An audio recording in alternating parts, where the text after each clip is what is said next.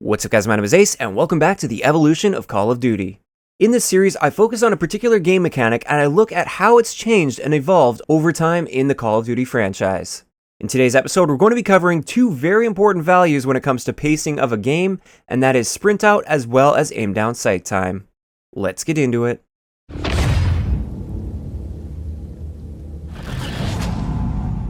Alright guys, so with this episode, there's quite a few things that I have to cover before we get into the actual numbers. I know oftentimes people leave comments down below saying, oh, the actual video starts at this point, but if you don't hear this beginning part explaining how I got these numbers and what these numbers actually mean, then they will make no sense to you.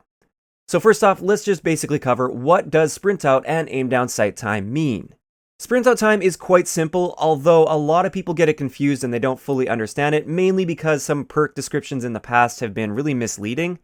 Sprint out time is quite simple. When you're sprinting and you pull the trigger to fire your gun as you're sprinting, it's simply the delay between when you pull that trigger and when the gun actually fires in the game. Usually different classes of guns will have different sprint out times, so like SMGs will typically sprint out a little bit faster than LMGs, and that makes sense because it's supposed to mimic the handling characteristics of those guns. Aim down sight time, on the other hand, I'm sure most of you guys understand what this is. It's the length of time it takes you to go from hip firing to aiming down sight. Now the important part with these numbers is how they interact with each other. Oftentimes people get confused and they think that these numbers stack together, but what's actually happening if you're sprinting and as you come out of sprint you're trying to aim down sight and fire as fast as possible, these times happen simultaneously. So you start sprinting out immediately and you start aiming down sight immediately, assuming you're also hitting the aim down sight button to come out of sprint. And therefore, if we're looking at the time it takes to be fully aimed down sight and ready to fire after sprinting, we take the larger of these two values. This is because if your sprint out time is higher than your aim down sight time, yes, you'll be able to get fully aimed down sight after sprinting faster, but your gun won't be able to actually fire until your sprint out time has completed. On the other end of that, if the sprint out time is faster than the aim down sight time, then yes, you can start firing your gun after sprinting, but you won't be fully aimed down sight until your aim down sight time has elapsed. So that can help in some situations like up close if you want to hip fire into aiming down sight. But the value we're often looking for is how long does it take to be fully aimed down sight and ready to fire after sprinting.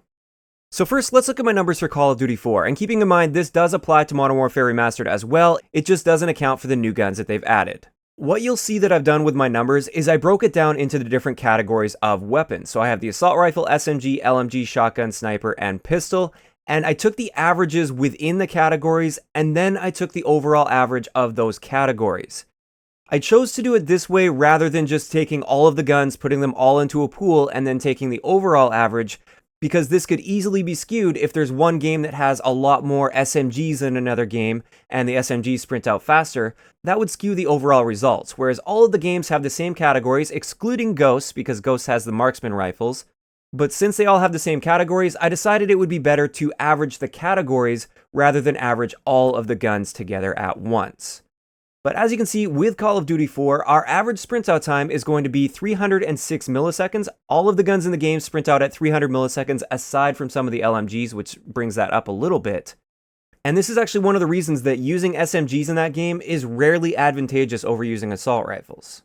As for our average aim down sight time, this is 260 milliseconds, so you can see on average in COD 4, you can get aim down sight after sprinting, but you won't be able to fire your gun.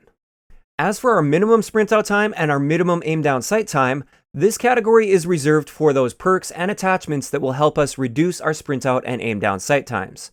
Now for COD 4 and World at War, we don't have any perks or attachments that will do this, but there is one change I made here as well in the minimum category, and this is with shotguns. With shotguns, you're generally never going to be aiming down sight, or you don't need to aim down sight. So in the minimum category, I decided to set their aim down sight time at 0 for all of the games.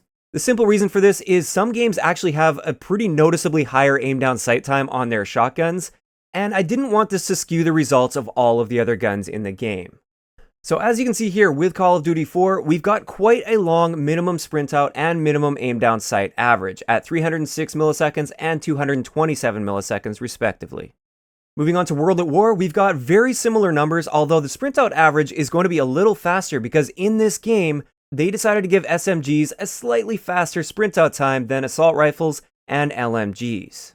This led to an overall average sprint out time of 272 milliseconds, and for our aim down sight time, it turns out it ended up averaging the same as Call of Duty 4, even though some of the values were a little bit different between each category. So LMGs, for instance, on average would aim down sight a little bit slower in World at War, but some of the other guns would aim down sight a little bit faster, and it turns out we just got the same average.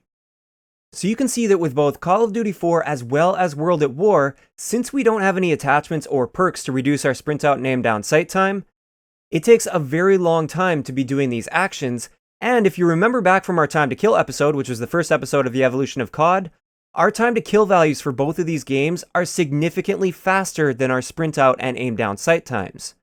What this means for the gameplay is that if a player is already aiming down sight in your direction and you're sprinting, assuming he has perfect aim, it's literally impossible for you to even react and fire at that enemy before you're dead. This drastically lowers the pace of the game because it rewards people for just pre-aiming areas and trying to catch people off guard that are sprinting, and it punishes people for sprinting. I'm not saying that you can't sprint in these games. Of course, you're going to be sprinting around. You just have to really be smart about it. And if you get caught sprinting by somebody that's already aiming, too bad, you're going to die unless he's got terrible aim.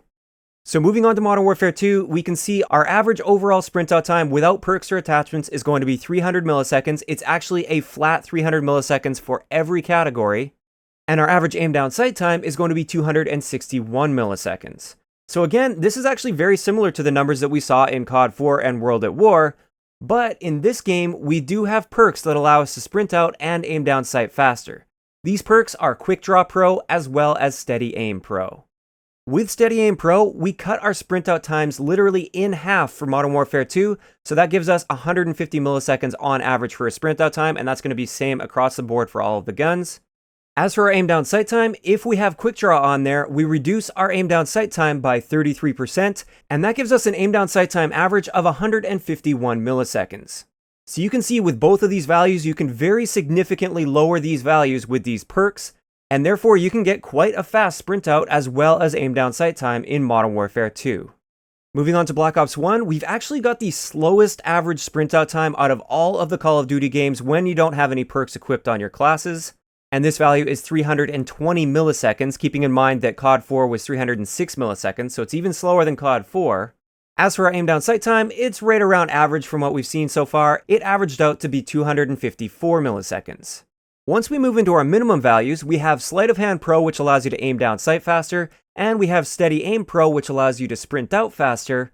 It reduces our values pretty significantly again, but keep in mind with Black Ops 1, these two perks are in the same tier, and this is before wildcards existed. So you couldn't use both of these perks on one class. You had to choose between either aiming down sight faster or sprinting out faster. You can't have both. With Steady Aim Pro, we reduce our sprint out time by approximately 40%, and this brings our average sprint out time to 192 milliseconds. As for Sleight of Hand Pro, this reduces our aim down sight time by 50%, except one note to make here is it doesn't apply to sniper rifles in Black Ops 1. So sniper rifle aim down sight time is unchanged with this perk, and therefore it's still quite high, and it does bring our averages up a little bit at 144 milliseconds.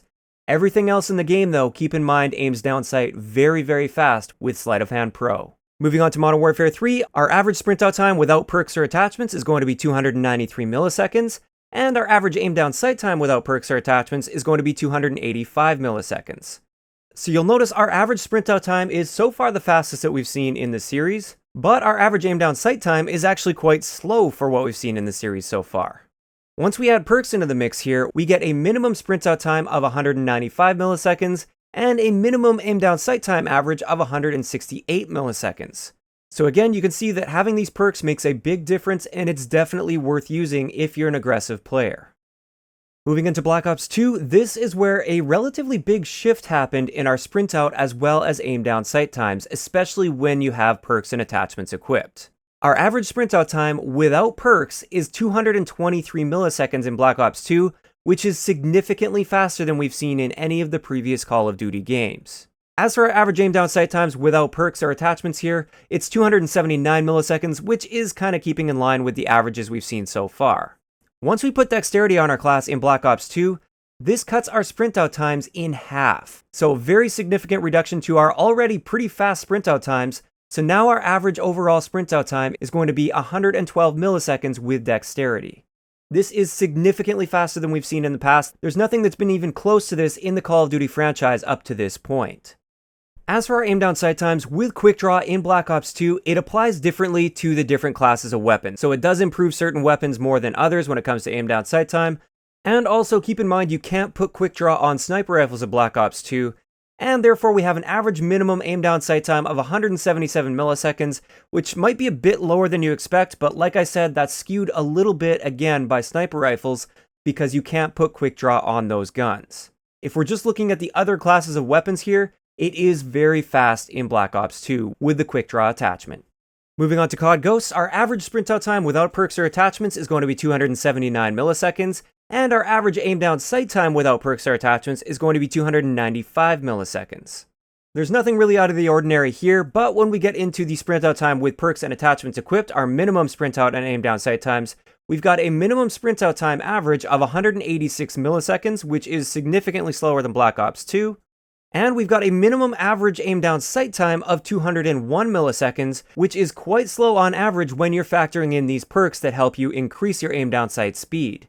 Keep in mind, once again though, Quick Draw does not apply to sniper rifles in Ghosts, and therefore that does skew our values a little bit, especially considering the fact that sniper rifles on average in Ghosts aim down sight quite a bit slower than we've seen in previous Call of Duty games.